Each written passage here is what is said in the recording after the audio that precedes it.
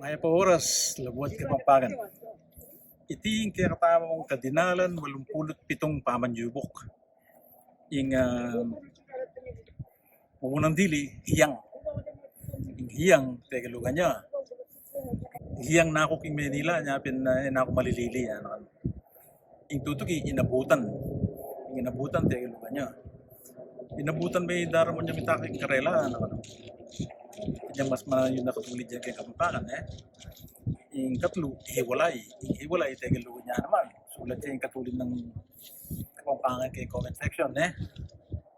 Yung kapat, ganti, teka lugan niya. Kailangan kayong panasakyan bago makaganti. Yung katukila, maigpit, teka lugan na rin. At ilang mas manay nakatulid kay Kapampangan din, lalo ila. Yung kanam, ibahagi, teka lugan niya naman. Sulat siya yung isipan yung mas manay nakatulid na kay Kapampangan. Yung kapito, maghilom. Maghilom na yung sugat na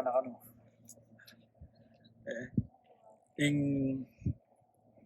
taulindili, kadalasan. Yung kadalasan, teka lugan niya naman. Although, bistaman, atinang gagamit Kapampangan kaya nga manong kadalasan. Dapat atin niyang mas manay na katulid din kay Kapampangan. Ito na mo, lamamuray, teka may pangopya.